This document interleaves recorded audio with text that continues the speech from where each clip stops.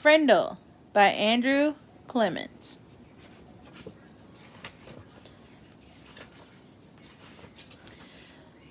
One. Nick.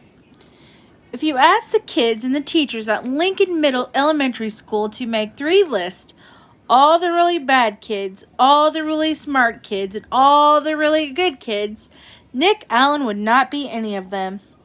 Nick deserved a list all his own, and everyone knew it. Was Nick a troublemaker? Hard to say. One thing's for sure, Nick Allen had plenty of ideas and he knew what to do with them. One time in 3rd grade, Nick decided to turn Miss Deaver's room into a tropical island. What kid in New Hampshire isn't ready for a little summer in February? So first he got everyone to make small palm trees out of green and brown construction paper and taped them onto the corners of each desk. Mrs. Devers had only been a teacher for about 6 months, and she was delighted. That's so cute. The next day,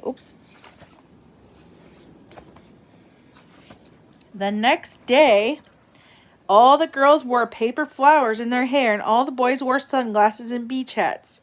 Mrs. Deaver clapped her hands and said, "It's so colorful." The day after, Nick turned the classroom thermostat up to about 90 degrees with a little screwdriver he had brought from home. All the kids changed into shorts and t-shirts and no shoes. And when Mrs. Devers left the room for a minute, Nick spread about 10 cups of fine white sand all over the classroom floor. Mrs. Deaver was surprised again at just how creative her students could be. But the sand got tracked out in the hallway where Manny the custodian did not think it was creative at all. He stomped right down to the office. The principal followed the trail of sand, and when she arrived, Mrs. Deaver was teaching the hula to some of the kids near the front of the room. And a tall, thin, shirtless boy with chestnut hair was just spiking a Nerf volleyball over a net made of 6 t-shirts tied together. The 3rd grade trip to the South Seas ended suddenly. But that didn't stop Nick from trying to liven things up. Lincoln Elementary needed a good jolt once in a while, and Nick was just the guy to deliver it. About a year later, Nick made the great blackbird discovery. One night, he learned on TV a show about red-winged blackbirds gave his high-pitched chirp when a hawk or other danger comes near. Because of the way the sound travels, a hunter bird can't tell where the high-pitched chirp is coming from. The next day, during silent reading, Nick glanced at his teacher and he noticed that Mrs. Avery's nose was curved, kind of like a beak of a hawk. So Nick let out a high, squeaky blackbird peep. Mrs. Avery jerked her head up from her book and looked around. She couldn't tell who did it, so she just said, "Shh," to the whole class. A few minutes later, Nick did it again, louder, peep.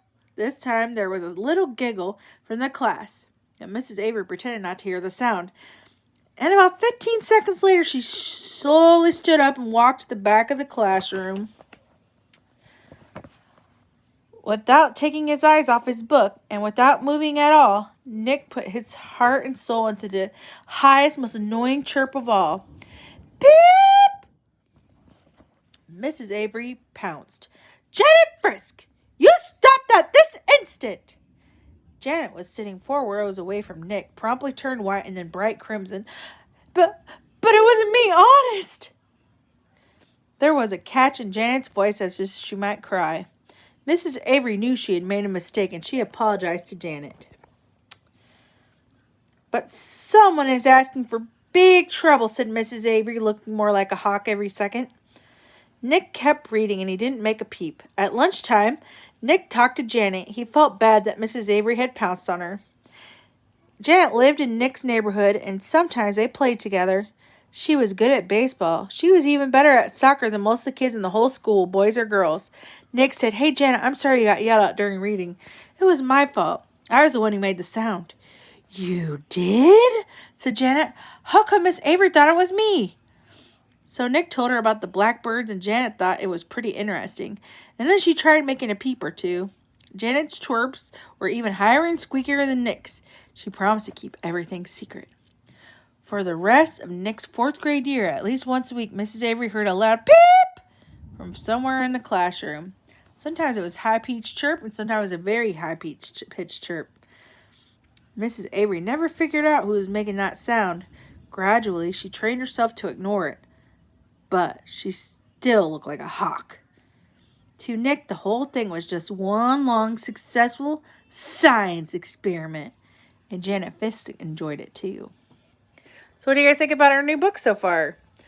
So it looks like we have another boy troublemaker on our hands. And he's a little bit sneakier than Raffy. Raffy wanted to get caught. But this boy just so sneaky that he's getting away with things that most kids would not normally get away with. So I'm excited to see what happens. And I'm excited to learn more about Nick. All right, well, I'll see you guys tomorrow. That was chapter 1. Bye.